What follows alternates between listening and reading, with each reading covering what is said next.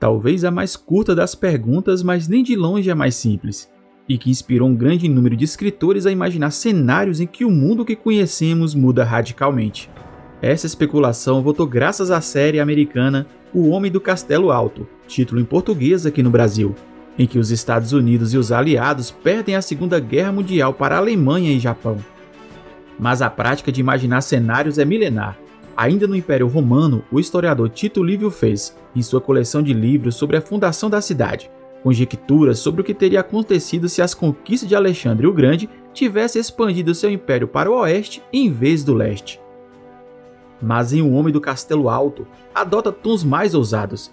Exibido apenas pela Amazon Video, a série é baseada em um livro de Philip K. Dick, o venerado autor de ficção científica também conhecido por Blade Runner, o caçador de androides. Na série, os Estados Unidos é dividido entre alemães e japoneses, já no primeiro episódio, que se passa no ano de 1962. Um dos personagens principais é visto caminhando por Nova York repleta de símbolos nazistas, incluindo uma versão da bandeira americana adornada por uma suástica. As imagens causaram controvérsia e o prefeito de Nova York ordenou a remoção de anúncios da série dos trens do metrô. No universo de Dick, os cientistas alemães venceram a corrida nuclear contra os americanos, e as tropas de Hitler vencem a guerra após detonar uma bomba atômica sobre Washington. A principal parte do território americano fica com Berlim, enquanto o Japão assume o controle da costa oeste, incluindo a Califórnia. Há também interessantes tramas políticas envolvendo a sucessão de Adolf Hitler, que nessa realidade alternativa ainda está vivo e comandando suas tropas, e o crescimento de tensões políticas entre Berlim e Tóquio. As reações no mundo real mostram o verdadeiro objetivo de histórias com uma linha temporal alternativa. Elas são reflexos de nossos medos e de temores que surgem de ideias sobre outros rumos que a vida teria tomado. Apesar de a Segunda Guerra Mundial ter acabado há mais de 70 anos, muitos historiadores ainda especulam o que teria acontecido se ela tivesse terminado de maneira diferente. E se o poder do eixo derrotasse os aliados? E se Hitler continuasse vivo? Obviamente, há muitas variáveis a se considerar ao especular cenários hipotéticos. Algumas mudanças no processo de tomada de decisão e as coisas poderiam ter sido completamente diferentes. Mas algo que poderia ter acontecido seria o estabelecimento da raça pura de Hitler. Afinal, o objetivo final dele, antes do início da guerra, era estabelecer o Império Ariano na Europa Central e Oriental.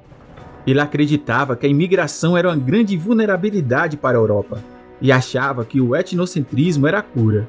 Porém, a genética moderna provou que a pureza racial não é de fato uma vantagem. Muitos cientistas evolucionistas e geneticistas descobriram que pais de etnias diferentes criam filhos mais saudáveis, tanto fisicamente quanto intelectualmente. Durante a ascensão nazista, cientistas foram obrigados a esconderem suas pesquisas que comprovam isso. Outro fato é que o mundo não teria mais o povo judeu. O líder alemão não escondeu sua intenção de exterminar o povo judeu durante a Segunda Guerra. Seu plano militar era conhecido como a solução final para a questão judaica. A medicina também seria diferente do que conhecemos, já que as experiências médicas seriam normais. Japão e Alemanha realizavam procedimentos científicos horríveis em seus inimigos. Os nazistas seguiam por 3 categorias principais: experimentos relacionados a combate, ensaios farmacêuticos e testes genéticos.